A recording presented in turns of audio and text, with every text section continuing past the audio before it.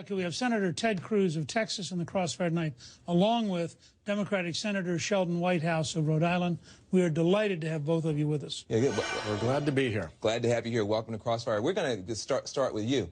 Well, you know, you kind of got us into this whole situation. You're the guy. You had this great plan. You're going to take Obamacare out. This plan seems to have come up short. Now, the conversation seems to have moved on, left you behind, left Obamacare behind. Paul Ryan puts out this Wall Street Journal op-ed, doesn't include Obamacare. Now we're going to lift the debt ceiling without Obamacare being touched, possibly. Would you support Paul Ryan moving forward to get this debt ceiling thing resolved without your Obamacare obsession in there? Well, look, Van, you're trying hard, and I've got to give you credit for that. And an awful lot of Washington would like to change the subject. An awful lot of Washington would like to stop focusing on Obamacare. But you know who hasn't stopped focusing on Obamacare is the American people. The reason the House of Representatives has stood strong on Obamacare is that millions of Americans rose up and said, look, this thing isn't working. This thing is killing jobs. It is taking away people's health care. It is not working. And that's what we need to stay focused on. Well, you are kind of a lone voice on that now. It's almost kind of delusional sounding. Your entire party is now moving on. Your entire party is saying that this debt ceiling catastrophe that we're on the verge of doing needs to be resolved. Now, you said, and you're on record saying, you don't even want to deal with the debt ceiling collapse without making Obamacare a part of that. Are you still on that position? Paul Ryan says, listen, let's deal with the debt ceiling. Are you still saying we can't even deal with the debt ceiling until we deal with your Obamacare obsession? Look, Van, the whole country understands we have way too much debt. Under President Obama, the debt has gone from roughly $10 trillion to nearly $17 trillion. It's larger than our whole economy. And I think we need to do structural reforms to get our spending under control. But at the same time, you got to fight one thing at a time. You can't fight everything at once. We are in the middle of an epic movement. Millions of Americans have risen up and said they want relief from Obamacare. So Washington, listen, politicians in both parties in Washington have not been listening to the American people, but over 2 million Americans signed a national petition at don'tfundit.com because Obamacare isn't working. Let me ask it from a different angle. The Republicans in the House have now put on the table a 6-week extension of the debt ceiling, partially in response, I suspect, to Secretary of the Treasury, Jack Lew, saying this would be a disaster next week. Yeah. From and your Ronald perspective, Reagan and every CEO, but from your standpoint, you were down at the White House today with the other Senate Democrats. Could you vote for a clean 6-week extension to move the debt ceiling down the road, just to make sure we don't go to default? I think what we'd want to see is the government put back to work as well, and I think there's support for that in the Senate. That way we get off of the hostage negotiations that are going on right now. We get to regular negotiations. Everybody I know in Rhode Island knows the difference between negotiating and negotiating while holding hostages. And I understand why the Republican Party wants the leverage of holding a government shutdown and the economy hostage, but I really think it's important that we do our level best to both take away the threat of the debt limit. The president has a veto pen. Senator Reid can block virtually everything in the Senate. So in terms of hostage taking, I think from a Republican perspective, there's a pretty fair amount of hostage taking on the Democratic side. Those are parliamentary maneuvers in the back and forth. This is different.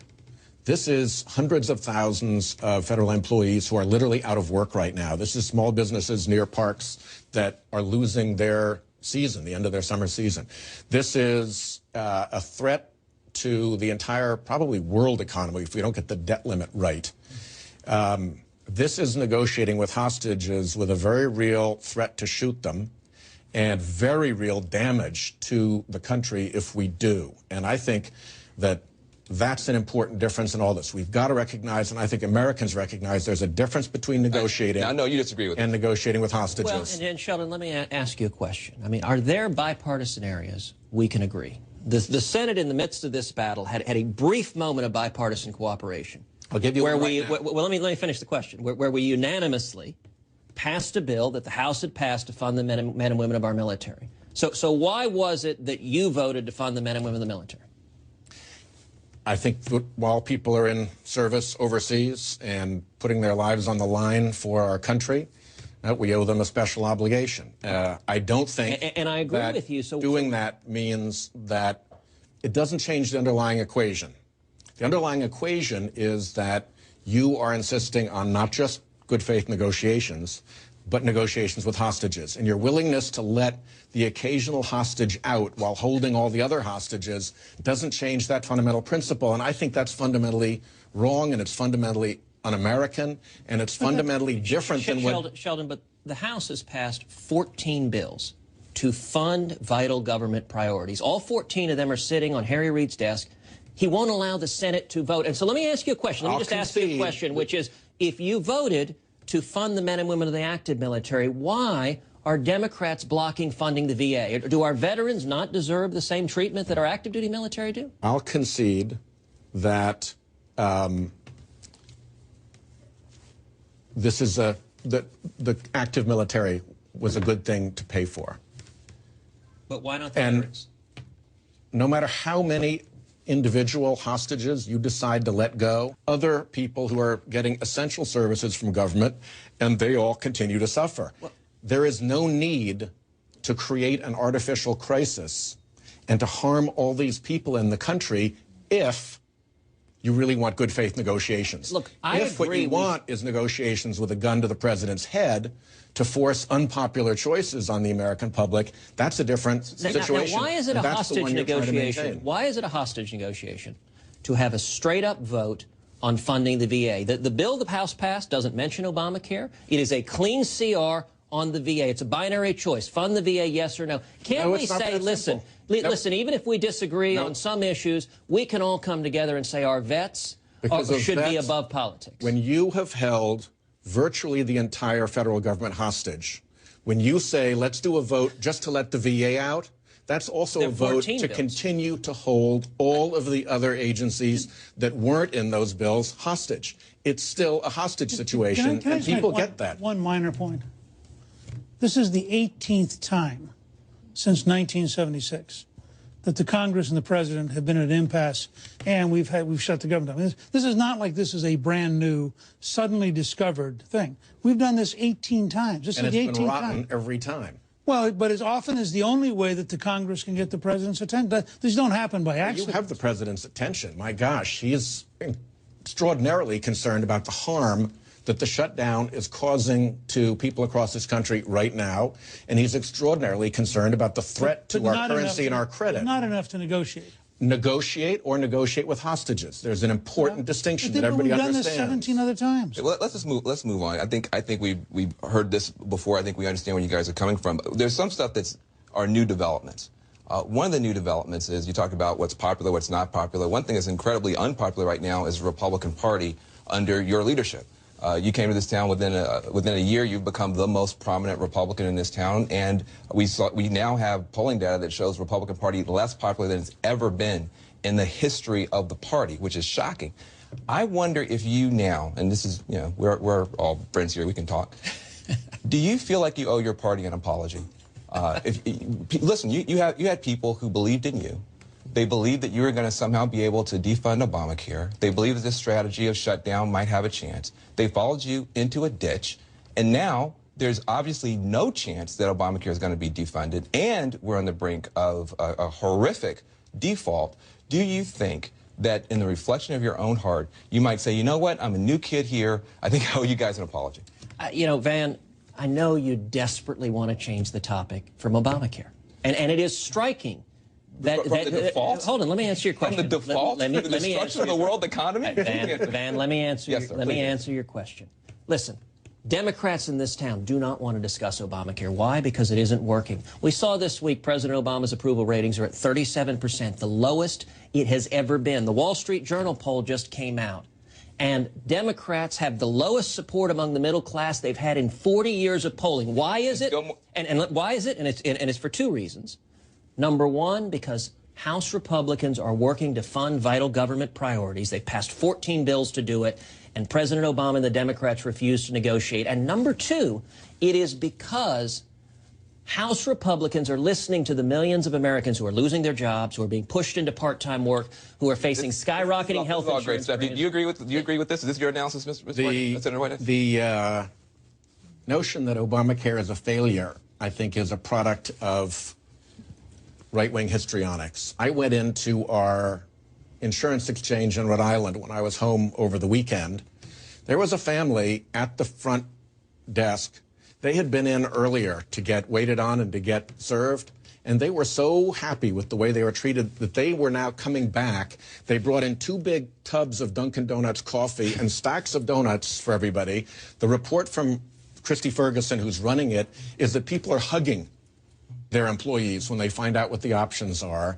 The idea that CMS, that's a pretty anecdotal story, CMS has adjusted the long-term 2010 to 2020 costs for Medicare and Medicaid down by $1.2 trillion from the 2010 estimates to 2013. You got to believe that Obamacare has something to do with those huge savings. The Republican Party decided that Obamacare was going to be a failure early on, before Obamacare was even decided. It was a political choice to pull all support for anything that this president wanted to do. Now they have to live with it, so they have to maintain that storyline. But I have to tell you, Senator Cruz, I don't see it at home. I don't believe it.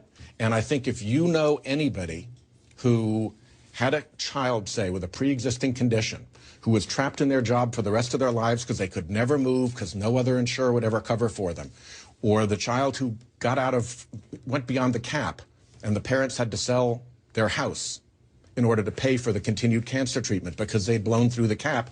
Those are situations that needed attention, and Obamacare has fixed them. Well, and let me respond to that with 2 things. Number one, it's interesting that you apparently found a family in Rhode Island that went on the exchanges and got insurance. 1,300. It was publicly reported there were 580 in Rhode Island. In Iowa, it was reported there were 5 in the entire state. So enrollment has been going like. But let me make a second point, which is you said criticism of Obamacare is, quote, right-wing histrionics. Yes. And I'm curious if you think it was right-wing histrionics when James Hoffa, the president of the Teamsters, said that Obamacare is destroying the health care of millions of hardworking men and women in this country. I have heard that Mr. Hoffa has said that your using that quote is inappropriate and out of context. Okay. So well, then hold on. The nice thing about Crossfire, okay, we can have some back and forth. We're going to come back to this in a minute. I'm not Mr. Hoffa. We have to take a break, but don't keep it out. We're going to give you a chance after the break. But I do want to suggest something surprising that I think probably Senator Whitehouse will not agree with. I think the president should be sending thank you cards to all the Republicans, including Senator Cruz. I'll explain why next. Welcome back. We're following tonight's breaking news. Let's go to CNN chief congressional correspondent Dana Bash.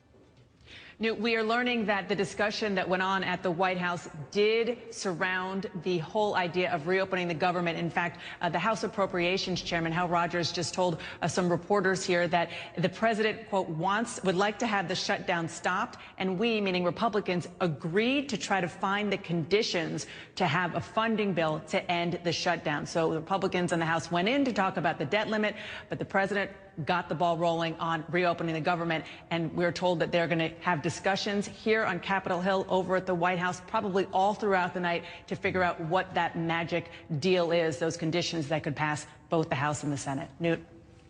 And the White House apparently just issued a statement saying that the president's meeting with the Republican leaders was as follows. After a discussion about potential paths forward, no specific determination was made. The president's goal remains to ensure that we pay the bills we've incurred, reopen the government, and get back to the business of growing the economy. Well, this is a big deal. Well, it could be. It could be. Having been through several of these, it could be a hopeful start. It could be, then you get in a room and say, what does it mean? And we'll find out. The point I was going to make before that, and it's big news, and as you know, we have tonight in the Crossfire both Democratic Senator Whitehouse of Rhode Island and Republican Senator Ted Cruz of Texas.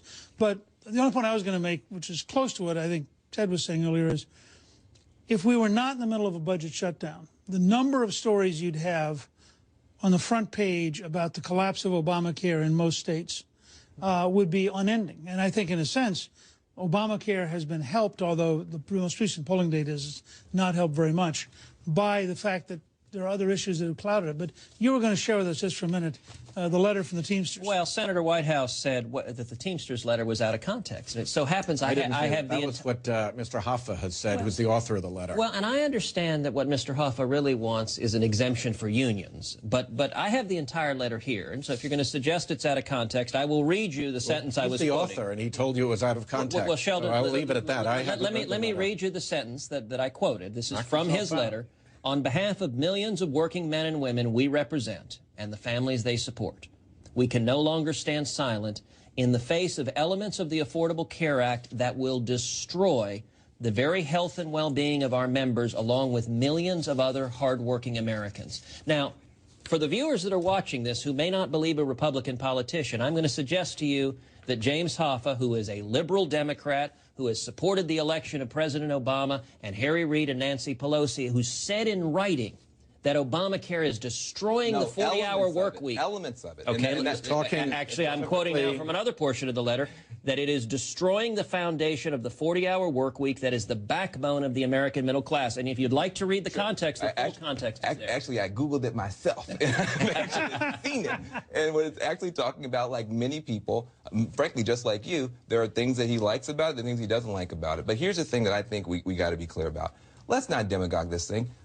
Yes, a brand new program, a brand new website, they got more hits than Twitter got in its first 24 months in a week, has had some problems. But if you look at California, I think 30,000 people have been able to enroll. New York, 40,000 people have been able to enroll. Medicare D, that rollout was bumpy. Nobody's complaining about it now. Romney Care rollout was bumpy. Everybody in Massachusetts loves it. My question to you is, yeah, you're demagoguing the problems with the rollout. In a couple of years, when this thing is a standard part of our country, where insurance companies can no longer dump people, can no longer deny people, are you going to acknowledge that you are on the wrong side of this thing? What are you going to tell people when insurance companies, who for years now, I haven't heard you talk about this, insurance companies have been denying people for years, dumping people for years. Obamacare is trying to do something about it. What are you trying to do about it? Van, the focus should be on the millions of Americans who are hurting because of Obamacare, and the millions of people who are being pushed into part-time work, working 29 hours a week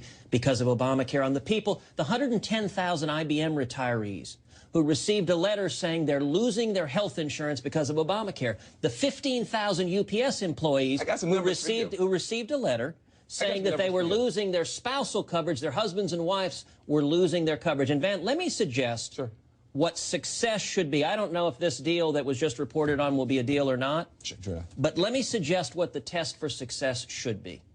Success should be meaningful relief for the millions of Americans who are hurting because of Obamacare. My test for success will be, does it help the single mom who's forced to work 29 hours a week and is struggling? And if it does, it's a good outcome. Let's talk about those single moms. And if it doesn't, it's a lousy outcome. Let's talk about those single moms. In your state, sir, in your state, 25% of the people in your state have no health insurance at all. And there are single mothers right now who have cancer, who have pre-existing conditions, and they can't get any help from anywhere except through Obamacare. And if it were up to you, those single moms would be staying up at night with no hope and no help for them or for their children. And you have yet to put on the table anything that would do something about that. You are now blaming everything that's wrong in America on Obamacare. That is demagoguery, sir. That is demagoguery. Let me jump in, because we can have that discussion all day long, and it's an important discussion. Obamacare is big, and it's going to make an important difference, and we should be having continued discussions about it. What we should not be doing is shutting down the government of the United States, threatening the credit of the United States in order to improve a bargaining position and basically force the United States into a hold hostage situation. That isn't helpful. That isn't productive. That is the, to use a phrase that Republicans have used, the box canyon the extremists have forced ourselves into. And when we solve that, as soon as the government's back operating, as soon as the debt limit is not threatened by extremism and we can not have that shadow fall over our economy, we'll negotiate on everything. Well, let me respond to both of those.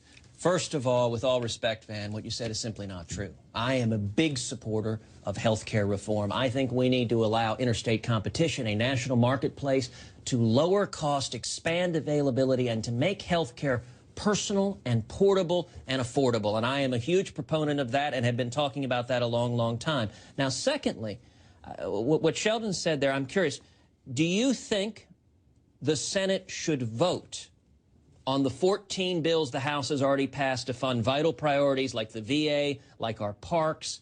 No, I think that's a sham. So you don't think we should even vote on them? I don't, because you can waste time voting on them, and every one you vote is a vote to leave every other agency that's not in that particular bill shut down. So, Sheldon, what do you say to the veterans? I haven't interrupted you. To deny the services that the American people count on from all those other agencies. I say to the veterans, and I say to people who are served by EPA, and I serve to people who have safe stock portfolios because of the Securities and Exchange Commission, and I say to people who have fire protection because of federal programs, I say to all of them, open the government up and let's negotiate like Americans do, and let's not negotiate by harming other people and saying that unless you have it your way, you're going to keep hurting these innocents. That's what's wrong, and putting an end to that, I think we have good news on that. Well, listen, we are going to keep you here. We're going to break for a minute. I'm going to keep you here. We have at least one more question for our guests, and we're going to be right back. Don't go anywhere, and you guys don't go anywhere. We're not done. We're back for the final minutes with our guests, Senator Ted Cruz and Sheldon Whitehouse. I have one specific question for you. There's a brand new poll out today that reflects the gradual penetration of Obamacare's challenges, and it indicates that when asked, should government mandate Americans to buy health insurance, it is 28% yes and 68% no. Now, do you think there may be some reason to at least revisit and rethink some of this? I think revisiting and rethinking this in the ordinary procedures is always a sensible thing to do.